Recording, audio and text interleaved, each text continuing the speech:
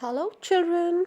I'm back, and my today's topic is tenses. Whenever we talk about tense, we are talking about time because the word tense indicates time, the time when any action or event took place. Let's understand it with the help of some examples. My father goes for a walk daily. I heard the dogs barking last night. He will come to my house tomorrow. In these sentences, you can see that some words are written in red color. They indicate the time when the work was done. The word goes in the first sentence tells us that the action was performed in the present time. The word heard in the second sentence tells us that the action of barking was performed in the past.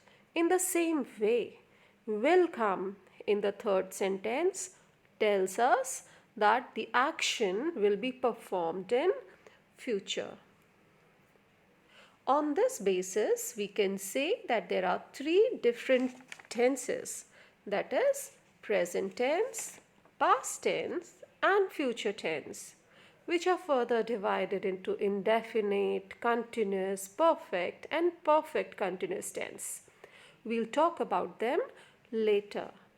Today, we will discuss the present indefinite tense in detail.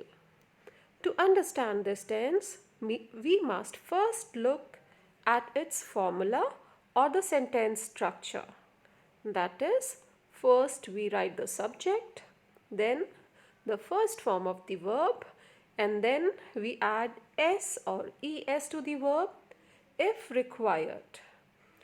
And then we write down the remaining part of the sentence. For example, Ram runs very Ram runs very fast. They speak very politely. In these sentences, you must have noted that we have added s to the verb run to make it runs in the first sentence. But we have not added s to the verb speak in the second sentence. We are using the verb speak without s or es in the sentence. Why so? Now let us understand this. Why we add s, where to add s and where to add es. So students, if the subject is I, you, we, they or any plural, then we don't add s or es to the verb. Now look at these examples. In these 5 sentences, we have used the subjects I in the first sentence, you in the second one, we in the third, and they in the fourth, and birds, plural, in the fifth sentence. So, I, you, we, they, and plurals, if they are the subjects, then we don't add s or es to the verb. That is why we have used play in the first sentence. I play cricket. We are not adding s to the verb play. We are not saying I plays cricket because that would be wrong. We say I play cricket. In the same way, you run very fast. We love going to school. They wash their hands properly. Birds fly. Now, what happens when the subject is singular or we are using he, she, it as a subject? Then, children, in such cases, we add s or es to the verb. Now, look at the examples. In the first sentence, he goes for a walk daily. Since the subject he is singular, That is why we are adding es to the verb go to make it goes. He goes for a walk daily. In the second example, she speaks very politely. Here again, the subject she is singular. That is why we have added s to the verb speak to make it speaks. That is why we are saying she speaks very politely. The third sentence is it runs on electricity. And the fourth one is Ram completes his homework daily. Now you must have noted that in the first sentence we have added es, but in the remaining three sentences we have just added s. Now, is there any rule or tips that we should follow to find out whether we have to add es or s? Yes, children. Now look at this table. Now, if you have a regular verb in the sentence, then just add s. For example, read becomes reads and like becomes likes. But if your verb is ending in double s, x, ch, sh, double z or o, then we have to add es. For example, wash. You can see it is ending in sh. That is why we have added es. Wash, washes. Watch, watches. Go, goes. Okay? But if our verb is ending in y and just before that y there is a consonant, or in other words we can say if there is a consonant which is followed by y, then what we do, we change that y into I and then add es. Okay, so study becomes studies. In place of y, we are writing I, then we are adding es. Another example can be cry, cries. Cry, cry, cries. I hope you will keep them in your mind. Now, children, the simple present is often used with these words and phrases. These words or phrases are also known as clue words. They are known as clue words because they give you a clue. They just symbol or signal that you have to use present indefinite tense in the sentence. Okay, the first clue word is always. The children always eat lunch in the cafeteria. So if you see that word always in the sentence, then remember you can't use the continuous tense or the past tense or perfect tense. You should always use the present indefinite tense. The another word is usually. Michael usually rides his bike to work. Sometimes. The Smiths sometimes walk their dog in the park. Often. Lee often goes to the gym after work. Never.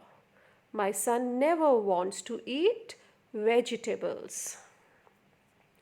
Now here is a list of some other words, some other clue words which will tell you that if they are there in the sentence, then you should use present indefinite tense. Okay, for example, daily is given at number 16. So if you are using this word in your sentence, you must make sure that your sentence should be in present indefinite tense. For example, my grandfather goes for a walk daily. It is his habit. He goes for a walk daily. The other words are frequently, hardly ever, from time to time, every time, regularly, occasionally, seldom, never, yearly, and so on and on. Okay? Now, where do we use present indefinite tense? So, even if we know the sentence structure, we should also know where we have to use this tense. Okay? The first point is, which is written in green box. Let's read it. Future plans and schedules. So, if we are talking about planned future, the action will take place in future, but it is planned. Planned future is there. Then we use present indefinite tense. Have a look at the examples. The train arrives at 3 p.m. We fly to Paris on Monday. Classes begin next week. So, in these sentences, the action is going to take place in future, but it is a planned future. That is why we are using present indefinite tense. Now look at the yellow box. It states that if we want to talk about present facts or truths, then we have to use this tense. I live in Washington, D.C. She is 80 years old. He works at Microsoft. Now, the another point where we have to use this tense is habits. It's written in the blue box. Look at that. So, if we want to talk about habits or the routine work, then we use this tense. For example, I always drink coffee at work. He goes to bed at 11 p.m. They often eat lunch at school. So, in these examples, we are talking about habits and our routine works. Now, look at the pink box. It states that if we are talking about general facts or truths, okay, if we are talking about scientific facts, we are talking about geographical facts, then we have to use this tense. For example, the sun rises in the east. Earth is not flat. Water boils at 100 degrees Celsius. So, now I feel that you people have understood what I want to tell you, because with that I come to the end of my explanation part. Sorry. So children, if your answer is yes, that you have understood, then let me test your tenses with the help of a small exercise. In this exercise, I'll be giving you some sentences and you have to choose the correct answer from the options that are given. So be ready. Let's start. My first sentence is, his father dashed to work by car every morning. And your two options are goes, go. Tick tick 1, tick tick 2, tick tick 3. Time over. Your answer is goes. Why we have selected goes? Because our subject is his father. His father is singular. If our subject is singular, then we always select the answer or the verb with es. So well done if your answer is correct. If it is wrong, then don't worry. Now try to answer the second sentence. A tiger dash very fast. Your options are runs, run. Tick tick 1, tick tick 2, tick tick 3. Time out. A tiger runs very fast. Again, we have selected the verb with s because our subject is singular. We are talking about one tiger. So very good. Now answer this one. She dash her teeth every day. Your options are Brush, brushes. Tick tick 1, tick tick 2, tick tick 3. Are you ready with your answer? Let's check it. She brushes her teeth every day. How many of you selected this option? Very good. I hope you know the reason why you have selected this. Yes, because our subject she is singular. Whenever our subject is singular, we have to select the verb with es. Okay, let's see whether you can answer this one or not. We dash vegetables every morning. And your options are sell, sells. Your time starts now.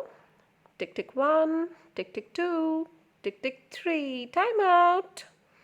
Let's check the answer. Yeah, the answer is sell. Why you have selected this option? Very good. You have selected this option because your subject is we. It is plural.